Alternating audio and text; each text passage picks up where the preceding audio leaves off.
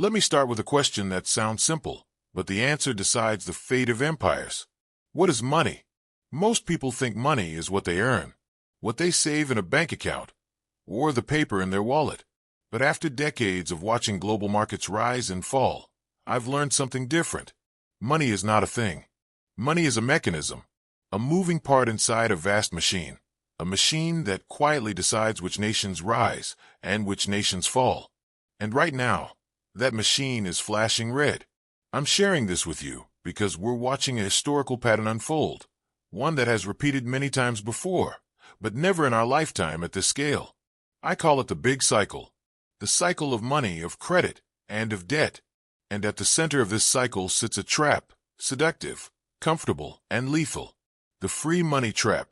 It's the mechanism that destroys global superpowers. And to understand why China is quietly reducing its exposure to U.S. debt, and why that matters far more than most people realize, you first need to understand where the United States sits in this cycle. History is remarkably consistent. The Dutch Empire in the 1600s, the British Empire in the 1800s, and the American Empire today. The pattern is always the same. A rising power becomes highly productive. People work harder. They invent, save, and earn more than they spend. And because they're successful, the rest of the world wants to save in their currency. That creates a privilege so powerful it reshapes the world. Reserve currency status. And that privilege is intoxicating. It allows a nation to borrow cheaply from everyone else, to print money that others willingly accept, to live far beyond its means without immediate consequences. It feels like limitless wealth. But hidden inside this privilege are the seeds of collapse. The trap begins when the dominant power starts believing its own story. It stops working as hard. It becomes complacent. It fights expensive wars to maintain influence. And most importantly, it starts spending far more than it earns. So how does it pay for it? It borrows. It uses reserve currency status to pull in savings from poorer, harder-working nations. In the 1980s and 90s, I watched a strange inversion take place. Chinese workers, earning a fraction of what Americans earned, were lending money to the United States. Poor lending to rich. It felt upside down, but it revealed something deeper. China valued saving. America had grown comfortable with debt. That is the free money trap. For decades, the U.S. government funded wars and massive social programs using money it didn't have, by selling debt to the rest of the world. It felt painless. It felt permanent. It felt like the party would never end. But history tells us it always ends. If you had to pick, do you think empires collapse because of war or because of debt? Comment war or debt below. I'm genuinely curious what you believe. Eventually, debt grows so large it can't be repaid in real money. And at that point, the empire faces a choice: painful austerity, cut spending, trigger recession, or something easier: printing. Across 500 years of history, the choice is almost always the same. They print.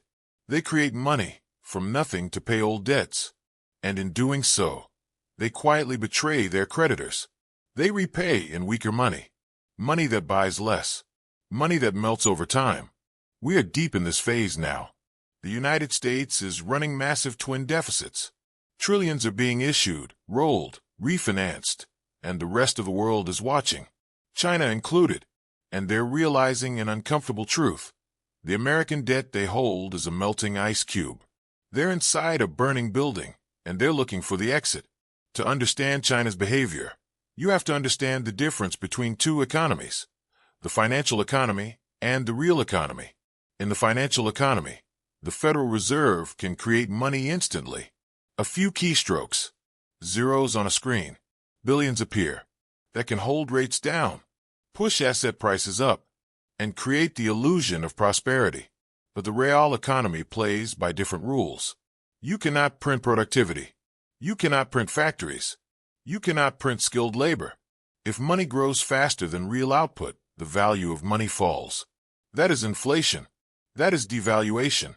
And we are now in the late stages of a long-term debt cycle. This cycle typically unfolds in predictable phases. First comes hard money, gold, silver, high trust. Then paper claims on hard money. Growth accelerates. Then optimism takes over. Debt expands. Claims multiply far faster than real assets. Eventually, the system breaks. Banks can't honor withdrawals. Governments suspend convertibility. We saw it in 1933. And here's the part most people miss. When trust breaks at the reserve currency level, it doesn't break with a bang. It breaks with quiet exits, quiet reallocations, quiet risk management. Quiet moves into assets that can't be frozen, diluted, or politically weaponized. That's why what China does next matters. Because once the biggest creditor stops acting like a believer, the entire system starts behaving differently. If you want the next part, where we track what China is moving into, what that signals about the dollar's future, and how the free money trap ends, hit subscribe. This is episode 1, and the cycle only gets clearer from here. And then it happened again. In 1971, that moment leads us directly to where we are today. Fiat money. Money backed by nothing except confidence. In this system, governments don't choose to print. They must print because they've promised pensions, healthcare, and defense spending that can no longer be funded through taxes alone. I've studied the balance sheets of great powers across centuries, and what I see in the United States today is textbook. Liabilities dwarf assets. Debt is used to solve debt. Printing is used to postpone consequences. Now, look at this system from the creditor's point of view. If I lend you money, I expect future purchasing power. Not repayment in name, but in value. But when a central bank commits to endless printing, it guarantees something else instead. Loss. Loss for savers. Loss for creditors. Loss for anyone holding the currency. This is the free money trap in motion. A quiet wealth transfer from those who save to those who owe. For decades, the world tolerated this because there was no alternative. The dollar system was large enough, liquid enough, trusted enough. But that monopoly is weakening. When a government prints money to buy its own debt, what we politely call quantitative easing, it sends a signal most people miss. There are no real buyers left. And history tells us what comes next. Reserve currencies don't collapse when headlines turn negative. They collapse when confidence breaks. And confidence always breaks suddenly. If you were a creditor, what would matter more to you? Interest earned or purchasing power preserved? Comment yield or value below. Now let's step into Beijing. For 40 years, the U.S.-China relationship was symbiotic. China produced. America consumed. China saved. America borrowed. But Chinese leaders study history carefully. They see the printing. They see political polarization. They see declining relative productivity. And they see risk.